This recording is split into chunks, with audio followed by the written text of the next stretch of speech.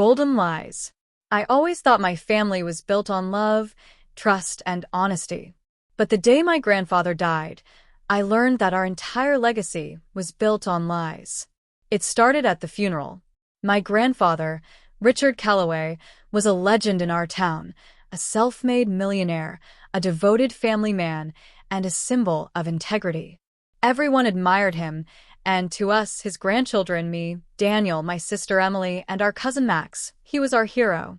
But as we stood by his grave, watching the final shovels of dirt fall, I noticed something strange.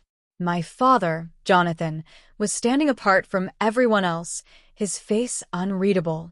And my uncle, Charles, looked like he was avoiding his own reflection in the coffin's polished wood. Something was wrong. I just didn't know how wrong. Later that evening, we gathered at the family estate for the reading of the will. My grandfather had always been fair, so I expected the wealth to be divided equally between my father and uncle, with some portion set aside for us grandchildren. But when the lawyer, Mr. Sinclair, began reading, my stomach tightened. To my son Jonathan, I leave the Calloway estate and 30% of my assets. To my son Charles, I leave my shares in Calloway Industries and 30% of my assets. To my grandchildren Daniel, Emily, and Max, I leave the remainder of my fortune, to be split equally except for one specific property. A pause. The Golden House, my most prized possession, shall go to the rightful heir of the Calloway legacy. I frowned. The Golden House was the heart of our family's history, an old mansion filled with priceless art, secrets, and stories of power. My grandfather loved that house. Then Mr. Sinclair looked up. The rightful heir is Daniel. The room fell silent. Emily and Max turned to me in shock. My father and uncle shared a look, something dark and unspoken. I didn't understand. Why me? That's when my father stood up, voice tight. This must be a mistake. Mr. Sinclair shook his head. Your father was very clear. Daniel is the chosen heir. Emily whispered. But why? I had no answer. But the look on my uncle's face told me there was something they weren't saying. And I was going to find out what.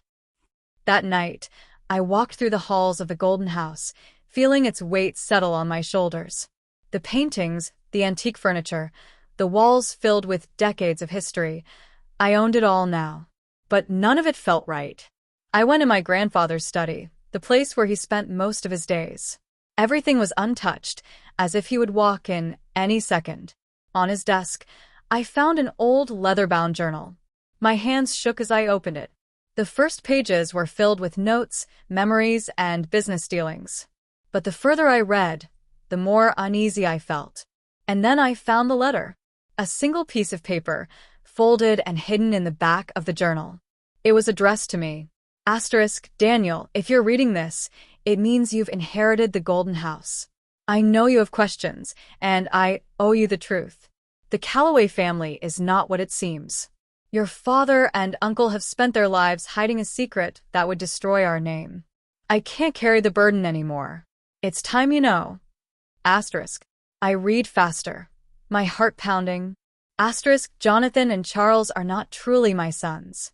They were adopted to cover up the shame of the real heir, a child born in secret, hidden from the world. That child was your father's, but not by blood.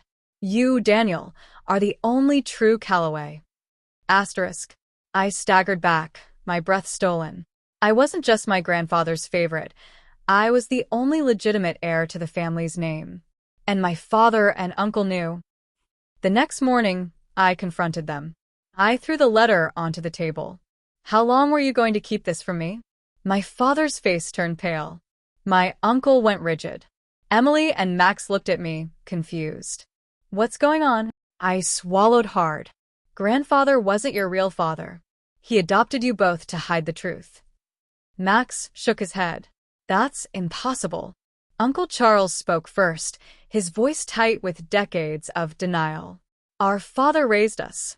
We built this family together. That's what matters. No, I said. What matters is that you knew and still tried to take everything from me. My father finally met my eyes. You don't understand, Daniel. Grandfather didn't tell us this out of love. He did it to protect his legacy. Emily whispered, "So you knew?" My father's jaw tightened. "I found out years ago," he admitted. "I didn't say anything because it didn't change the truth. He was our father, blood or not. And this family belongs to us."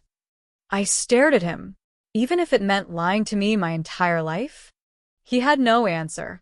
My grandfather had spent his life building a lie, and when he died, he left me with the truth. Now I had to decide what to do with it. I could have walked away. I could have let them have their legacy, continued the lie, and avoided the war that was coming. But I didn't. I fought, because the truth belonged to me. And for the first time in Calloway history, the real heir wasn't going to be erased.